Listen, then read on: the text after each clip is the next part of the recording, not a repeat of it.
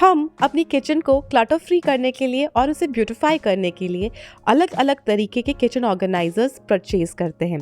Social media से attract होके हम कुछ बाइंग डिसीजंस बनाते हैं जिनमें से बहुत फेल हो जाते हैं। कुछ ऑर्गेनाइजर्स बिल्कुल भी यूज़फुल नहीं होते और कुछ तो बिल्कुल वेस्ट ऑफ मनी होते हैं। तो चलिए आपको मैं एक एक करके दिखाती हूँ। वुडन कैस्ट्रोल्स बहुत सुंदर लगते हैं देखने के अंदर। ये काफ़ी प्राइसी भी होते हैं बट बिल्कुल भी वर्थ इट नहीं होते हैं। हमेशा हम लोग अट्रैक्ट हो जाते हैं अच्छी चीज़ों को देख के, बट इसकी जो एफिशिएंसी है वो बिल्कुल भी अच्छी नहीं है।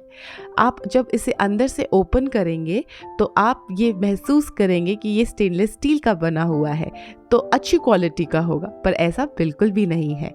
ये एयर टाइट नहीं है, जिसकी वजह से इंसुलेटेड नहीं रहता है। थोड़ी देर में ही आपकी चपाती ठंडी हो जाती है।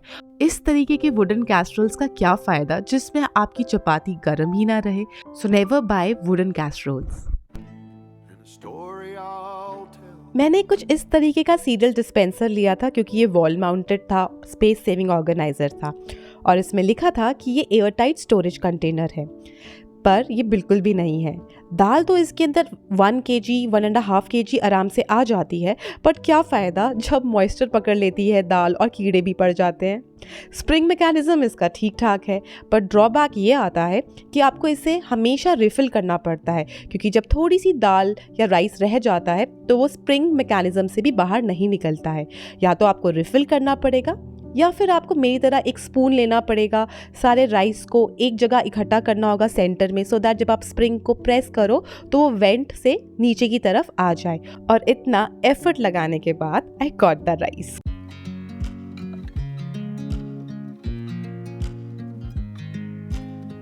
फॉर स्वीट्स एंड डिज़र्ट्स में गार्निशिंग करने के लिए मैंने कुछ इस तरीके का ड्राई फ्रूट स्लाइसर परचेज़ किया।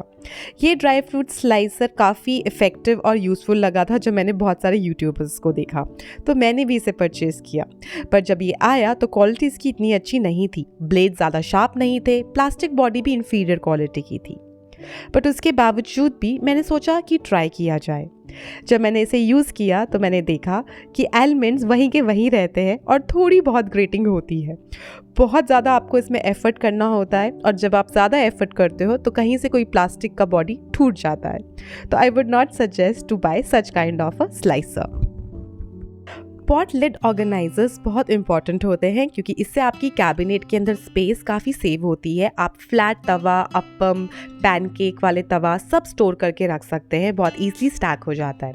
बट ये वाला जो था वो एक नॉर्मल लोकल मेटल है जो बहुत आसानी से टूट गया विद इन फ्यू डेज़, और जिसकी वजह से ये सारा अनबैलेंस हो जाता है। इसके रिप्लेसमेंट है ये बहुत ही अमेजिंग सा लिड ऑर्गेनाइजर, स्टेनलेस स्टील का बना हुआ है। क्वालिटी बहुत अच्छी है, स्ट्रॉन्ग और स्टडी, एडजस्ट कर सकते हो अकॉर्डिंग टू द प्रोडक्ट। उसके अलावा एक और ऑल्टरनेटिव है कुछ इस तरीके का। अगर आप बजट में देख रहे हो तो आप कुछ इस तरीके का भी 7 slots lid organiser try out कर सकते हो। ये भी एक अच्छा ऑप्शन है। ये है किचन गैजेट जो 2-in-1 है, जिसमें आपको मिलता है मिल्क फ्रॉथर और कॉफ़ी बीटर। आप घर पे ही अपनी कैपुचिनो बना सकते हो। सुन के तो बहुत अच्छा लगा, परचेज़ भी कर लिया। और जब परचेज़ किया तो जब कॉफ़ी लास्ट में मैं बीट करके रखने ही वाली थी उतनी देर में ये टूट गया। जब इसको ज़्यादा यूज़ किया तो ये ऑटोमेटिकली निकल गया। ये USB बैटरी ऑपरेटेड था और कुछ 600-700 के करीब का था। कॉफ़ी जो बीट हुई वो तो बहुत ही अमेजिंग थी, बहुत अच्छी बीट हुई, तो सोचा लास्ट ट्राई आउट तो बनता ही है इसका।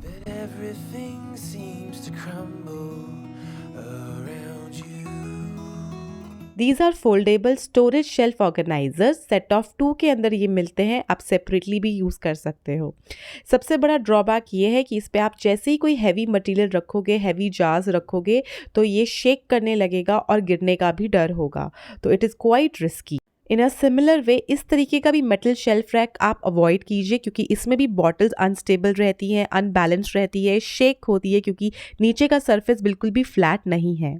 किचन काउंटर टॉप को ऑर्गेनाइज करने के लिए आप कुछ इस तरीके का वुडन शेल्फ रैक ज़रूर परचेज कर सकते हैं। क्वालिटी इसकी बहुत अच्छी है और किचन काउंटर टॉप को भी बहुत अच्छे से ब्यूटिफाई करता है। इसके साथ साथ आप ये वाला ऑप्शन भी चूज़ कर सकते हैं। ये आइकिया का है, काफ़ी अच्छी क्वालिटी का है, काफ़ी स्ट्रॉन्ग और स्टडी है। Come all you young rounders, if you see the picture तो उसमें आपको लगेगा कि इसमें बहुत सारे प्रोडक्ट्स आप स्टैक करके रख सकते हो।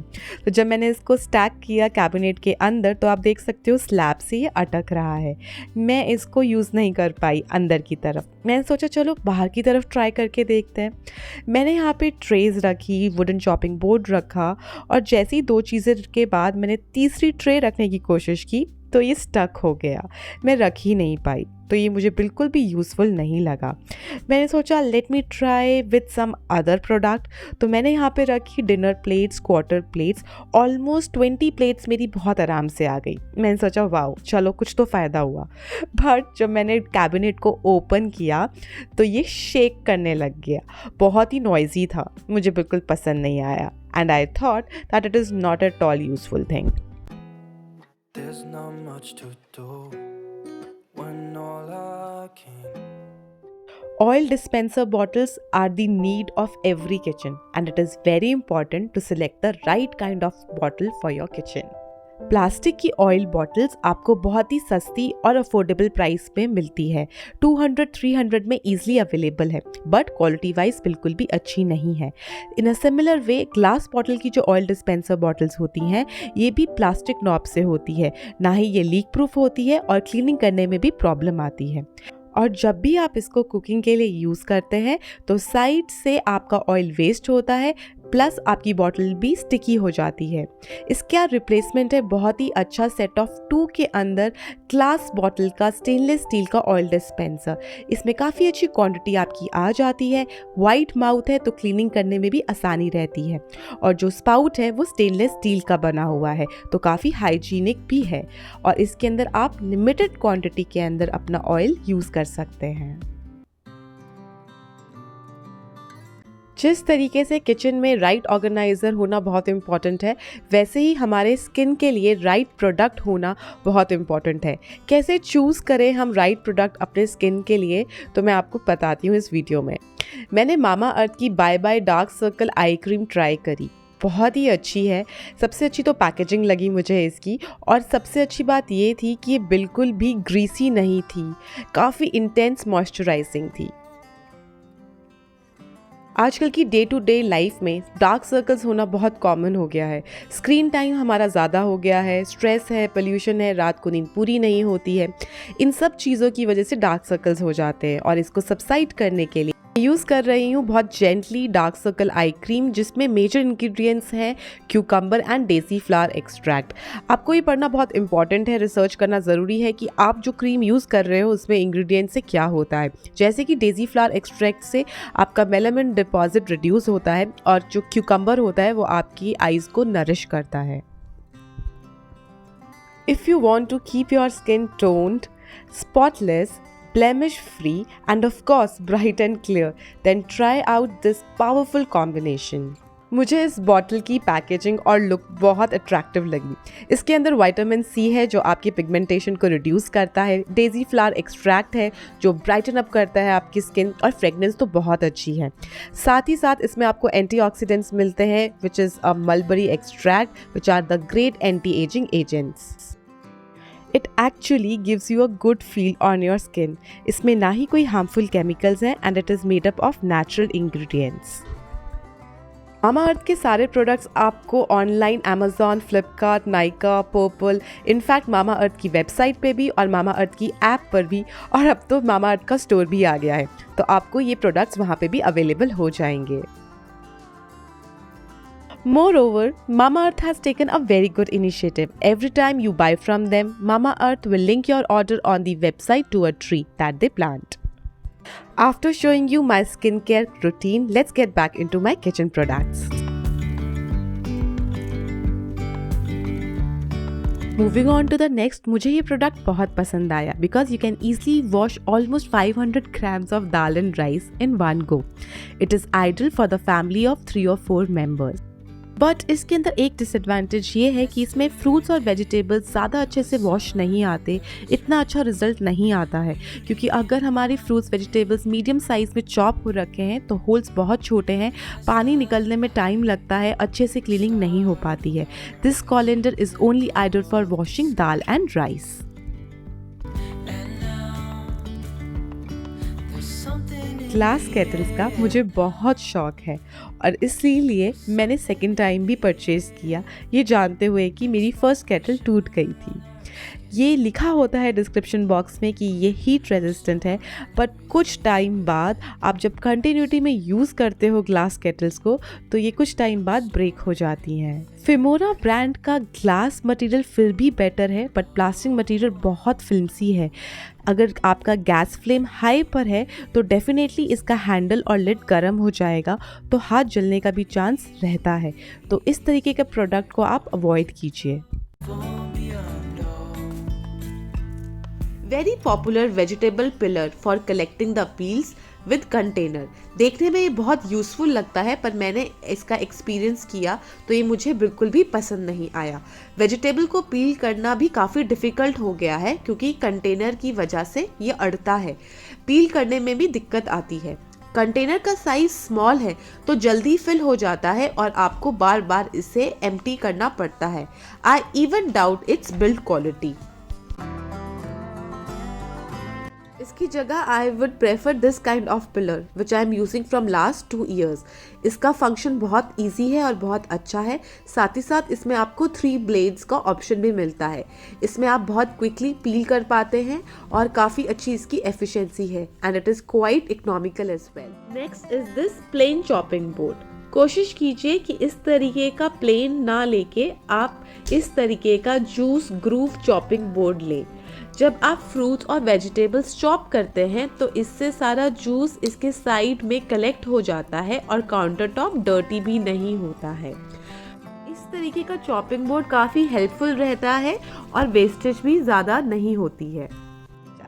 हम में से बहुत लोगों को वुडन स्पाइस जार्स बहुत पसंद है और उसकी वजह से हम सब ने खरीदे भी हुए हैं, बट ये बिल्कुल भी लॉन्ग लास्टिंग नहीं है। इसको हार्डली 3 months हुए हैं और ये मेरा टूट गया है, रस्टिंग लग गई है।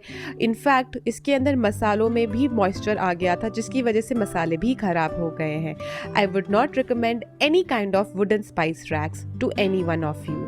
I have replaced my wooden spice rack with this beautiful stainless steel जिसपे बहुत अच्छी कार्विंग हो रखी है, बहुत ही सुंदर इसमें नॉब दिया हुआ है, देखने के अंदर बहुत प्यारा लगता है। बट मैं प्रेफर करती हूँ कि मैं साइड से ओपन करूँ। इसके अंदर आपको 7 स्पाइस जार्स मिलते हैं, स्टेनलेस स्टील के बने हुए हैं, एक स्पून भी है छोटा सा। डेली कुकिंग के लिए ओपन मसालदान काफ़ी यूजफुल रहता है और फंक्शनल। टाइम भी हमारा काफ़ी सेव होता है instead of opening each and every bottle from the spice rack. Spice jars भी एक बहुत अच्छा ऑप्शन है जो सेट ऑफ 9-6 के अंदर अवेलेबल है। आप इस तरीके का मैग्नेटिक स्पाइस जार्स रेफ्रिजरेटर के ऊपर भी स्टिक कर सकते हैं डायरेक्टली। अगर आपकी स्मॉल किचन है और रेफ्रिजरेटर पास में है तो आप इस तरीके से मैग्नेटिक स्पाइस जार्स यूज कर सकते हैं। This is a wall mounted rubbish bag जिसके अंदर आप प्लास्टिक बैग्स या क्लॉथ बैग्स रख सकते हैं। इसकी क्वांटिटी जो ये कोट करता है ये करता है ऑलमोस्ट 40 to 50, बट ऐसा नहीं है। बड़े साइज़ के अगर आप क्लॉथ के बैग रखते हो तो निकालने में दिक्कत आती है, प्लस ज़्यादा क्वांटिटी इसमें स्टोर नहीं होती। हार्डली 10 क्लॉथ बैग इसमें स्टोर होते हैं। तो ये जो प्राइस है 375 रुपीज़ का, it is only ideal for storing the plastic bags, not the cloth bags. तो जिनको प्लास्टिक बैग्स रखने हैं तब तो आइडल है, बट क्लॉथ बैग्स रखने के लिए ये बिल्कुल भी आइडल नहीं है। So that's all about in this video guys, and I hope this video will be very useful and beneficial to all of you. मिलते हैं नेक्स्ट वीडियो पे, सब्सक्राइब करना मत भूलिए। Bye bye.